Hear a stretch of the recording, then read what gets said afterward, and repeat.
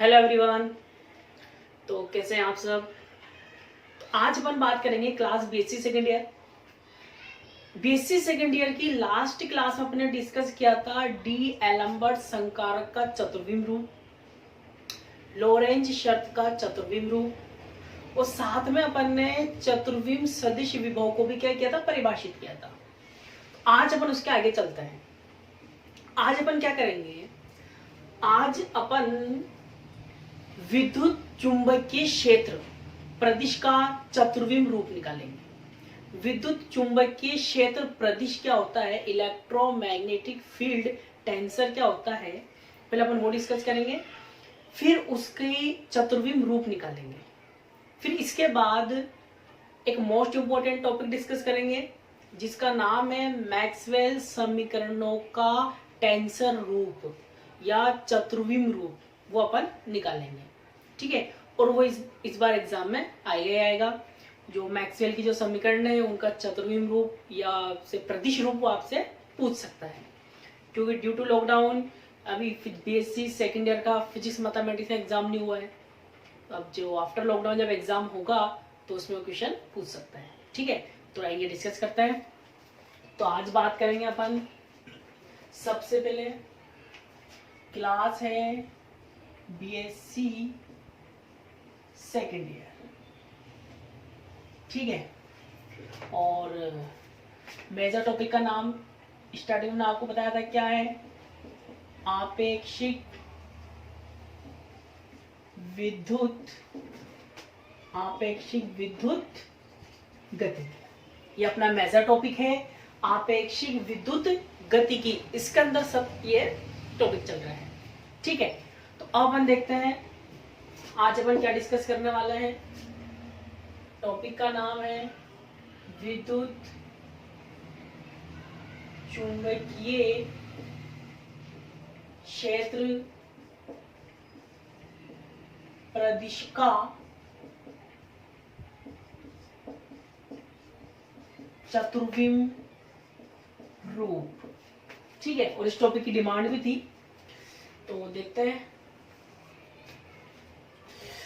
तो बेटा last video में अपन ने, अगर आपको याद हो तो अपन ने निकाला तो सदिश विभव और एक अदिश विभव। तो सदिश विभव अपन ने क्या लिखा था, अगर आपको याद हो, वी नो दैट,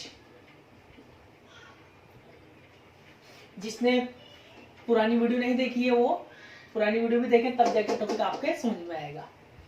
तो हम वी नो दैट चतुर्विम सदिश विभव क्या लिखा था अपन ने, B vector equals to curl A vector, equation number first. ठीक है, और E vector equals to minus del phi minus del A vector upon del t, equation number 2। ठीक है, तो इसको तो अपन ने क्या बोला था, सदिश विभव नाम है इसका। लास्ट वीडियो में आपको डिटेल में समझा रखा है वहां पर। और इसको अपन ने क्या बोला था, अदिश विभव। ठीक है, तो एक बार मैं आपको फिर बता देता हूं, इसको अपन ने सदिश विभव क्यों बोला था, क्योंकि आपेक्षिक विद्युत गतिकी में चुंबकीय क्षेत्र को किसी सदिश राशि के कर्ल के रूप में क्या किया जाता है, व्यक्त किया जाता है। तो इस चुंबकीय क्षेत्र को क्या बोलते हैं, सदिश विभव। ठीक है, एक और क्या बोल सकते हैं अपन, आपेक्षिक विद्युत गतिकी में चुंबकीय क्षेत्र को सदिश राशि के कर्ल के रूप में व्यक्त करते हैं, जिसको अपन क्या बोलते हैं, सदिश विभव। अदिश विभव किसको बोलते हैं, ई वेक्टर को। क्यों बोल रहे हैं, फिर लैंग्वेज क्या बनती है, आपेक्षिक विद्युत गतिकी में विद्युत क्षेत्र को किसी अदिश राशि के प्रवणता के रूप में, डेल को क्या बोलते हैं अपन, प्रवणता या ग्रेडियंट, प्रवणता के रूप में क्या करते हैं, व्यक्त करते हैं, जिसको अपन क्या बोलते हैं, अदिश विभव बोलते हैं। ठीक है, अब यहां पर नाम है विद्युत चुंबकीय क्षेत्र प्रदिश, मतलब टेंसर। तो इन दोनों को ही अपन क्या बोलते, इन दोनों इक्वेशन को अपन संयुक्त रूप से कंबाइंड फॉर्म में अपन क्या बोल सकते हैं, यही क्या है अपना विद्युत चुंबकीय क्षेत्र प्रदिश है। क्योंकि इसमें ये वाला जो भाग है ये सदिश रूप का भाग है और ये वाला जो है ये किसका है, अदिश का है। ठीक है, तो अपन क्या करेंगे, इनका मतलब इन दोनों इक्वेशन का क्या निकालेंगे, चतुर्विम रूप। वही चतुर्विम रूप अपना क्या कहलाएगा, विद्युत चुंबकीय क्षेत्र प्रदिश का चतुर्विम रूप। क्योंकि इसका कुछ भाग सदिश रूप में है और इसका कुछ भाग अदिश रूप में है, ये दोनों मिलकर ही क्या बनाता है, विद्युत चुंबकीय क्षेत्र प्रदिश। आइए जाए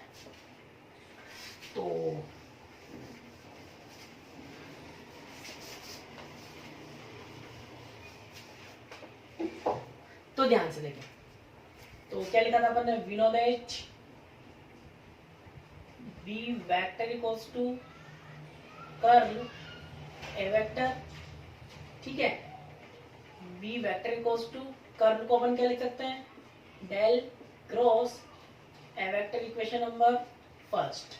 ठीक है, कर्ल को क्या लिखते हैं अपन, डेल क्रॉस। और सेकंड इक्वेशन क्या थी, E vector equals to minus का del phi minus del A vector upon del t, equation number second. ठीक है, तो पहले बात करते हैं फर्स्ट इक्वेशन की। यूजिंग इक्वेशन फर्स्ट, तो बताएं B vector equals to del cross A vector. ठीक है, इस बी वेक्टर को मैं क्या लिख सकता हूं, घटक रूप में लिखूंगा तो क्या लिखूंगा, B X I cap, B Y J cap, B Z K cap equals to B vector del cross है। और डेल क्रॉस को अपन कैसे सॉल्व करते हैं, ऊपर क्या आएगा, I cap J cap K cap और डेल की value del upon del X, del upon del Y and del upon del Z. A vector क्या होता है अपने लिए, A X A Y A Z. ठीक है, अपन बात कर लेंगे पहले आई कैप के लिए, फिर जे कैप के लिए और के कैप के लिए, या अपन यूं बोल सकते हैं एक्स घटक के लिए, वाई घटक के लिए और जेड घटक के लिए। तो पहले बात करते हैं एक्स घटक के लिए, तो यहां से तो अपन क्या लेंगे, बी एक्स। तो बताएं यहां पर क्या बनेगा, क्या बनेगी equation, del del A z upon del Y, बीच में क्या आता है माइनस, और ये क्या हो जाएगा del A y upon del A y upon del z. ठीक है, आगे चलें तो बताएं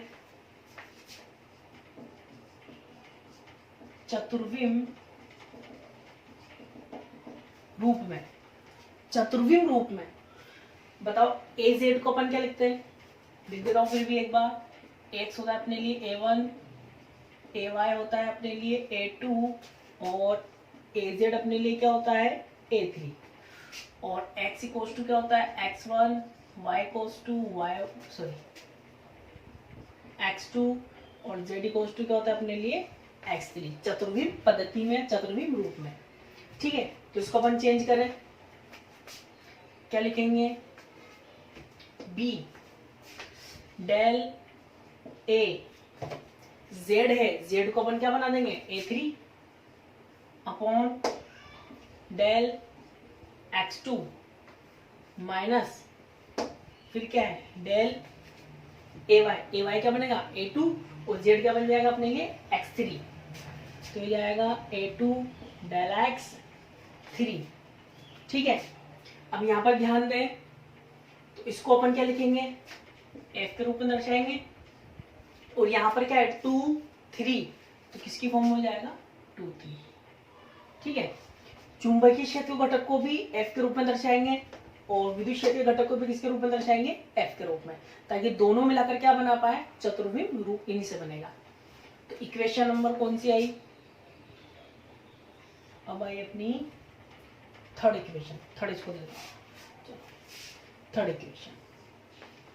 ठीक है, अब सेम टू सेम बात करते हैं y घटक के लिए। y घटक के लिए, y घटक के लिए क्या बनेगा, by cos 2, और y वाले में ध्यान रखना है बीच में क्या आता है माइनस, तो चेंज हो जाएंगे आगे पीछे। तो क्या लिखेंगे, पहले डेल x, फिर वाला फैक्टर पहले आएगा क्योंकि इस वाले में क्या आता है minus, del x upon del z minus, और क्या आएगा del az upon del x। ठीक है, अब आप बताओ चतुर्विम रूप में क्या लिखेंगे, del a1 upon del x 3 minus del a3 upon del x1, और f क्या बनेगा 3 1। ठीक है, इक्वेशन नंबर 4। फिर बात करें z घटक के लिए, माइनस का ध्यान सिर्फ आपको सेकंड वाली कंडीशन में रखना है। ठीक है, इसमें तो कोई प्रॉब्लम ही नहीं है। क्या लिखेंगे, bz इक्वल्स टू क्या बनेगा, del A y upon del x minus तो गया del x upon del y, फिर वही चतुर्विम रूप में। चतुर्विम रूप में फिर वो क्या लिखेंगे, ए वाई मतलब del a2 upon del x1 minus del a1 upon del x2, और f क्या बनेगा यहाँ पर अपने लिए 1 2 है तो क्या लिख देंगे 1 2। Equation number 5। तो थर्ड फोर्थ फिफ्थ ये किसके चतुर्विम रूप की फॉर्म में आया, इक्वेशन नंबर फर्स्ट की। सेम टू सेम अपन को किसके लिए करना है, इक्वेशन नंबर सेकंड लिए। आइए देखते हैं, तो यहां से इसको हटा देते हैं।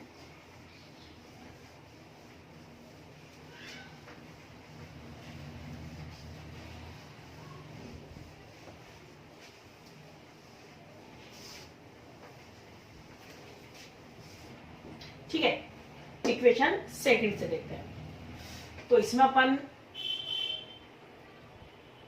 इसमें डेल क्या है, प्रवणता है। ठीक है, तो इसमें अपन डायरेक्ट क्या लेंगे, एक्स घटक, वाई घटक और जेड घटक। ठीक है, इसमें डेल क्लोज था इसलिए अपन ने मैट्रिक्स फॉर्म में इसको सोल्व किया। अब अपन यहां से देखते हैं, तो क्या लिखेंगे, एक्स घटक लेने पर, ठीक है, एक्स घटक लेंगे तो इसका तो क्या हो जाएगा ई एक्स। ठीक है, डेल पहले मैंने आपको बता रखा है, डेल की वैल्यू क्या होती है, i cap del upon del x, j cap del upon del y, k cap del upon del z. ठीक है, तो यहां पर अपन बात कर रहे हैं एक्स घटक की, और वैसे भी ये डेल आंशिक अवकलन है, तो एक्स घटक की बात कर रहे हैं तो वाई और जेड क्या मान लेंगे 0। जब वाई की बात करेंगे तो एक्स जेड को 0 मानेंगे, और जब जेड की बात करेंगे तो एक्स वाई को 0 मान लेंगे। तो आइए देखते हैं, माइनस डेल क्या बन जाएगा, del upon del X 5 minus del upon del X घटक है और अपॉन डेल टी। ठीक है, परिमाण लिया है इसलिए वेक्टर नहीं आएगा इसमें। ठीक है, तो अब बात करें आयोटा अपॉन सी से दोनों ओर गुणा करने पर, तो ये क्या हो जाएगा iota c E x minus ये क्या हो जाएगा del upon del x iota upon c five minus ये क्या हो जाएगा del upon iota upon c del x upon del t. ठीक है, iota upon c E x equals to minus del upon del x iota upon c five. अब मैं क्या कर रहा हूं, इसको आयोटा से ऊपर इंटू कर रहा हूं और आयोटा का ही डिवाइड कर रहा हूं। ऐसा क्यों कर रहे हैं, x4 बनाने के लिए, है ना। x4 कैसे बनेगा देखो, बताओ आयोटा आयोटा आयोटा स्क्वायर की वैल्यू -1 माइनस माइनस क्या हो जाएगा प्लस। ठीक है, ये तो बन गया प्लस डेल एक्स अपॉन, अब बताओ अपॉन में क्या बचा आयोटा सी टी। ठीक है, कुछ याद आया इसको देख के, ये x4 होता है अपना, तो क्या लिखेंगे चतुर्विम रूप में। ठीक है, तो चतुर्विम रूप में अपन क्या लिखेंगे, पहले इसको पहले लिख रहा हूं मैं, चलो चतुर्विम रूप में, तो ये तो क्या होता है अपने लिए आयोटा सी अपॉन फाइव क्या होता है अपने लिए f4। ठीक है, पुरानी वीडियो में आप बता रखा है आपको, और ax क्या होता है अपने लिए a1 और आयोटा सी टी क्या होता है अपने लिए x4। ठीक है, इसलिए a4 बन जाएगा, ये a1 बन जाएगा और ये x4 बन जाएगा।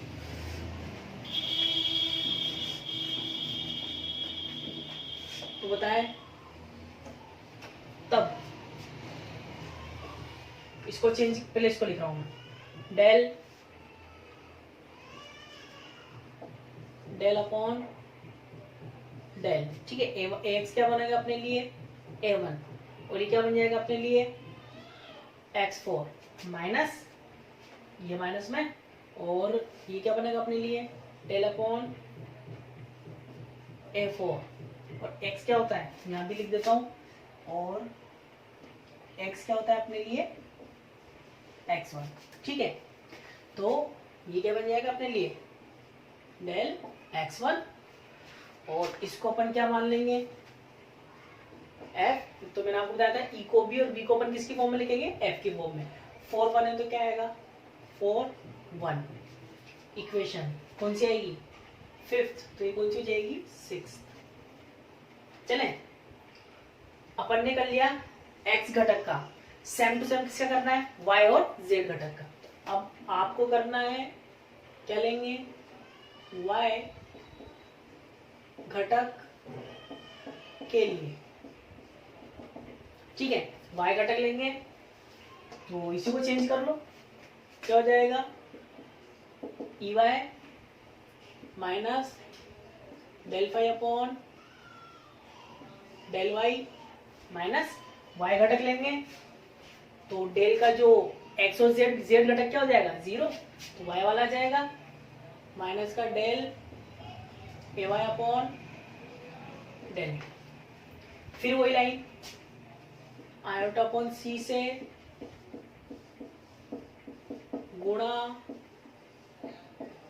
करने पर, तो ये तो क्या हो जाएगा iota upon c E y और माइनस का del upon del y iota upon c five minus del upon A y del t iota upon सी।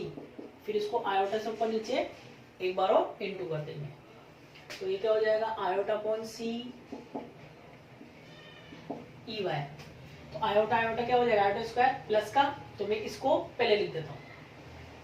इसको अपन क्या लिखेंगे, del A y, iota iota square minus minus का बन जाएगा plus, ठीक है, सॉरी आयोटा, और अपोन का आयोटा का आएगा डेल आयोटा सी टी, और फिर क्या बचा minus del upon del Y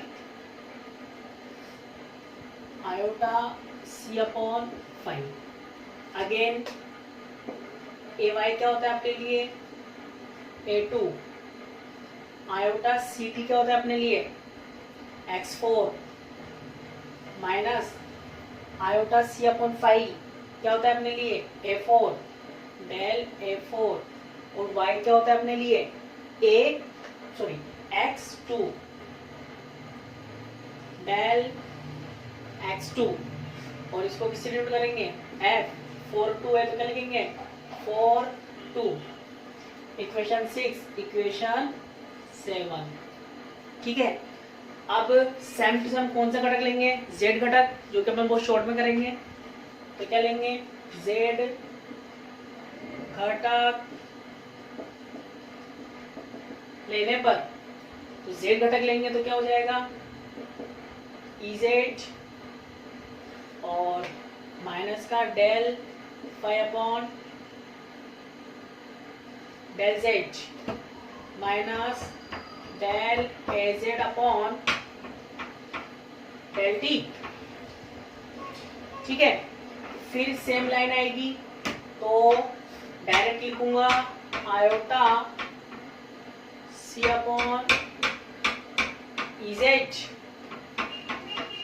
और माइनस का del upon del z iota y upon c minus iota upon c del A z upon del t into iota upon iota, ठीक है। तो अब ये तो बन जाएगा माइनस माइनस प्लस, और ऊपर बनेगा अपना ए जेड तो अपन क्या लिखते हैं A3 डेल A3 अपॉन, और आयोटा सी टी क्या बन जाएगा डेल x4 माइनस, ठीक है, इसको अपन क्या लिखते हैं डेल A4 अपॉन क्या बनेगा डेल x3, तो इसको अपन क्या लिखेंगे F4 3, ठीक है। कौन सी इक्वेशन आएगी इक्वेशन नंबर 8। तो ऐसे अपन ने क्या किया दोनों का चतुर्भुज, तो ऐसे अपन ने इक्वेशन फर्स्ट और सेकंड का क्या निकाला चतुर्विम रूप, ठीक है। तो इसको प्रदिश रूप में व्यक्त करने के लिए अपन को क्या करना पड़ेगा, इक्वेशन 6 7 8 और थर्ड फोर्थ फिफ्थ को संयुक्त रूप में लिखेंगे, तो क्या लिखेंगे वो देखते हैं।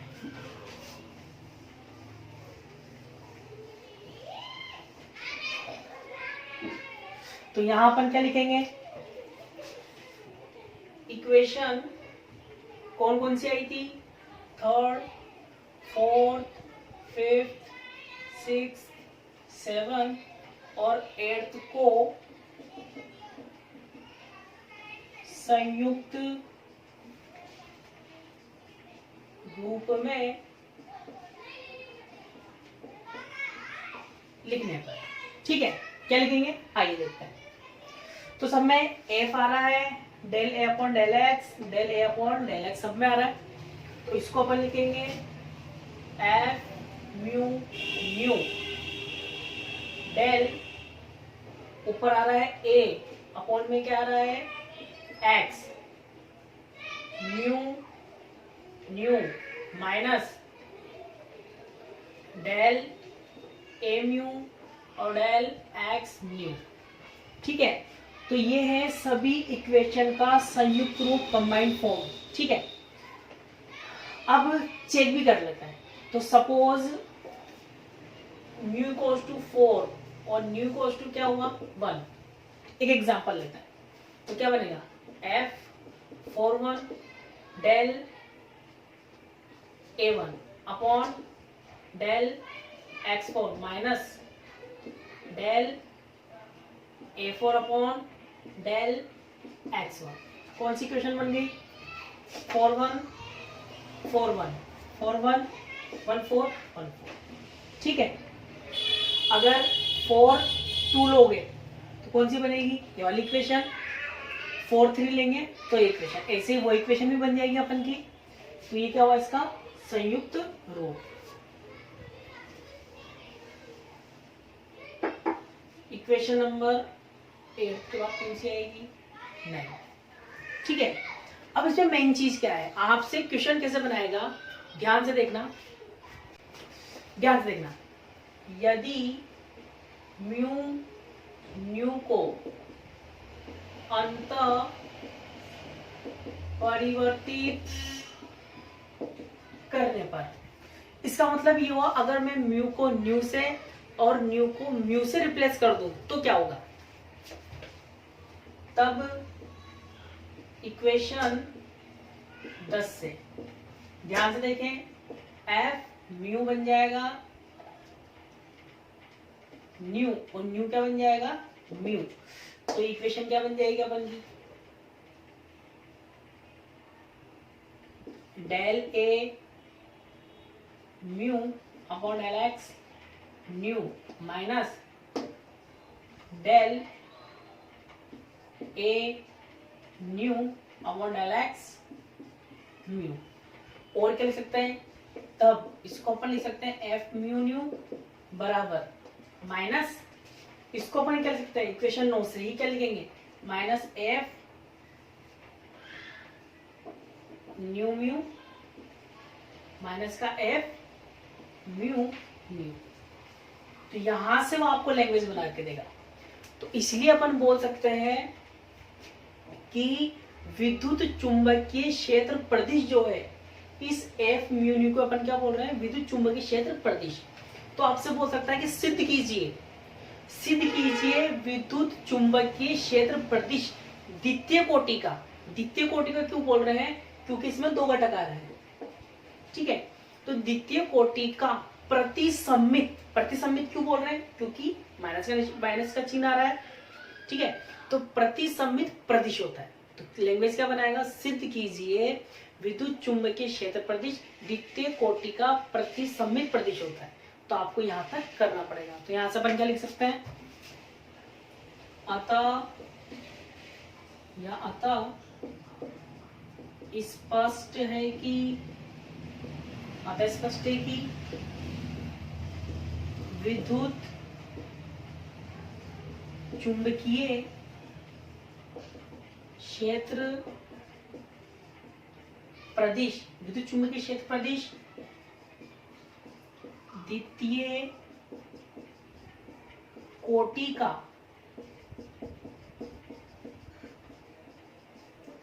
प्रतिसम्मित प्रदिश होता है। ठीक है, तो यहां से वो आपको लैंग्वेज बना के, ये जो लैंग्वेज ये अतः स्पष्ट है कि हटा के लिख देगा, वो आपसे सिद्ध कीजिए। तो आपको यहां तक इसको सिद्ध करना पड़ेगा। 5 मार्क्स का क्वेश्चन आता है इसका। ठीक है, अब मोस्ट इंपोर्टेंट टॉपिक जो 10 मार्क्स में आएगा आपके, मैक्सवेल समीकरणों का चतुर्विम रूप, वो अपन देखेंगे।